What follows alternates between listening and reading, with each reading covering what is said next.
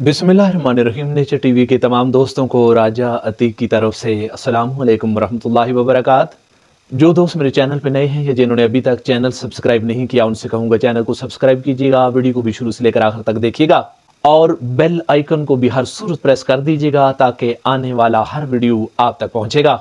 हज़रत यूनुस अलैहिस्सलाम अल्लाह के एक जलीलुल कद्र नबी थे। वो भी अल्लाह के नबी हज़रत हूद अलैहिस्सलाम की औलाद में से थे। अल्लाह करीम ने उनको नेनवा की तरफ, जो आजकल का दमिश्क है, कौम समूद की तरफ नबी बनाकर भेजा था। कौम समूद भी निहायत गुमराह हो चुकी थी, बुत परस्ती करती थी, फिस्को फजूर और फसादात बरपा कर रखे थे। हजरत यूनुस अलैहिस्सलाम ने लंबे अरसे तक अपनी कौम को वाज़ो नसीहत फरमाई कि गुमराही से बाज आ जाओ, बुत परस्ती छोड़ दो, अल्लाह की वहदानियत की तरफ आ जाओ, जुल्म फसाद से बाहर निकल आओ।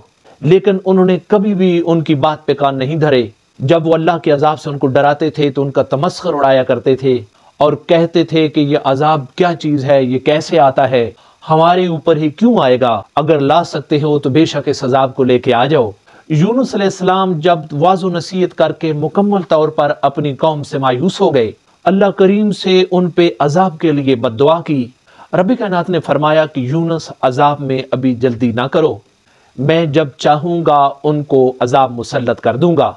रवायात में आता है कि वो इस बात से अल्लाह से नाराज होकर किसी दूसरे इलाके में जाने के लिए कश्ती पर सवार हुए।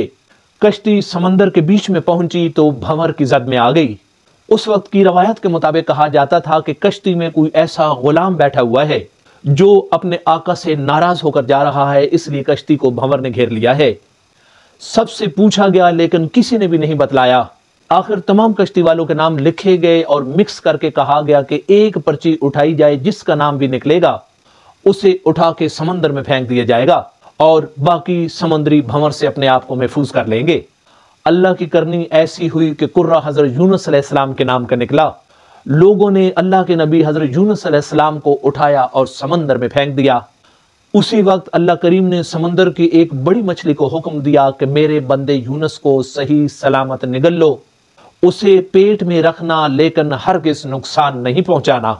मछली ने हजरत यूनुस अलैहिस्सलाम को निगल कर अपने पेट में महफूज कर लिया और रवायात में आया है कि मछली ने अल्लाह के नबी से फरमाया कि मुझे अल्लाह ने हुक्म दिया है कि आपको निगल कर अपने पेट में रखूं, अब मेरा पेट ही आपके लिए कैद खाना है, जब तक अल्लाह करीम नहीं चाहेंगे आप इससे बाहर नहीं जा सकेंगे।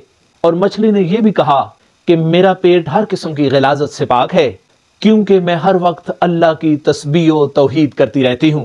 हजरत यूनुस अलैहिस्सलाम अल्लाह की आजमाइश में मुसलसल 40 दिन मछली के पेट में रहे, कुछ भी नहीं खाया पिया और बहुत कमजोर हो गए, मगर मुसलसल अल्लाह की तस्बीह और तौहीद बयान करते रहे और इस्तग़फ़ार भी करते रहे। 40 दिन के बाद आजमाइश पूरी हुई, उनकी तौबा कबूल हो गई और अल्लाह के हुक्म से मछली समंदर के किनारे उनको बाहिफाजत उगल कर वापस चली गई। इस तरह अल्लाह के नबी हज़रत यूनुस अलैहिस्सलाम की आजमाइश मुकम्मल हुई और अल्लाह करीम की तरफ से उनको माफ़ी मिली और दोबारा वाज़ो नसीहत के लिए अपनी कौम की तरफ लौट गए। अब चाहूँगा इजाज़त, खुदा हाफिज़।